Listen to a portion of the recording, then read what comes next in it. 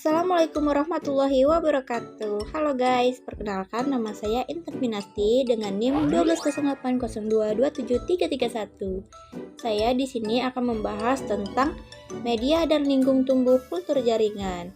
Nah, langsung saja guys ke materinya yuk. Let's go. Media dan lingkung tumbuh kultur jaringan.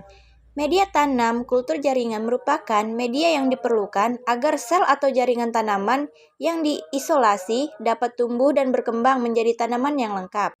Media tersebut mempunyai komposisi nutrien yang dapat mendukung pertumbuhan eksplan sesuai dengan yang diinginkan.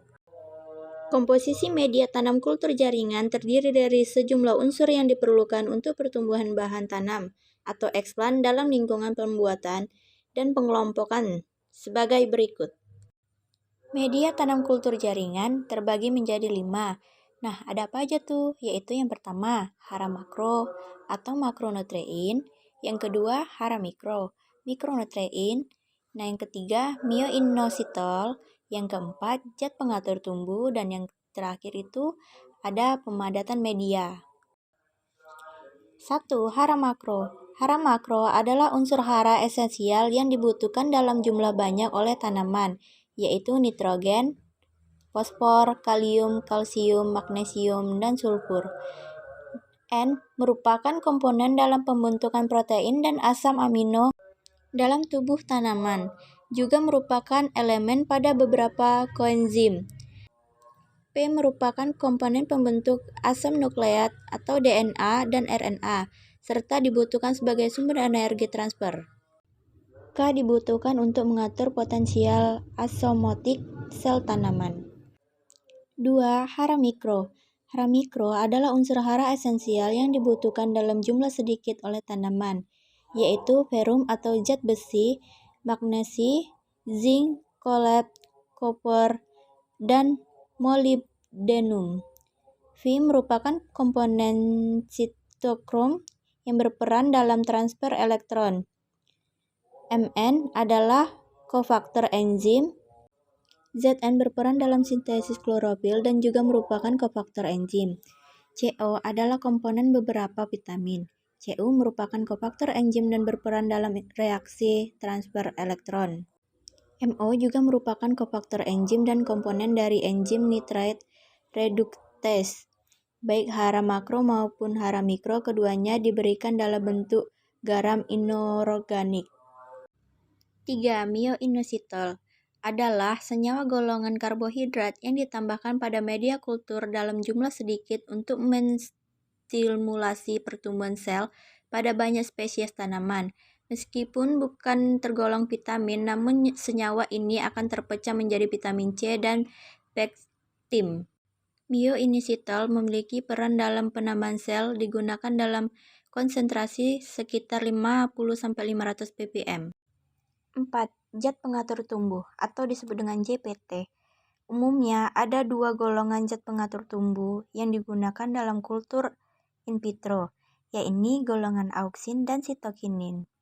ZPT golongan auksin yang biasanya digunakan dalam kultur in vitro adalah IAA, IBA, 24D, dan NNA.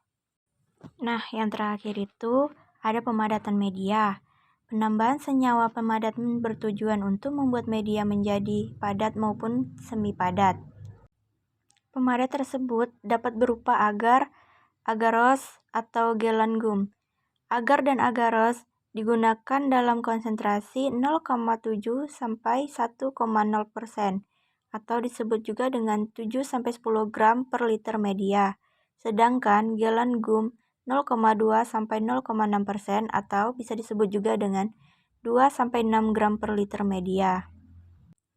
Gelan gum dijual dengan nama dagang Gelrite, Vitagel, dan Colegel. Media kultur sebaiknya tidak terlalu padat agar penyerapan nutrisi dapat berjalan dengan baik. Teknik pembuatan kultur. Teknik pembuatan kultur, kebutuhan media dan larutan stok diartikan sebagai kebutuhan akan jumlah bahan media larutan stok yang harus dipenuhi pada waktu yang diperlukan pada beberapa macam atau tahapan kegiatan kultur jaringan. Kebutuhan media ini dapat dibedakan atas kebutuhan per kegiatan kultur jaringan per satu waktu tertentu dan kebutuhan untuk total kegiatan kultur jaringan per satuan waktu tertentu.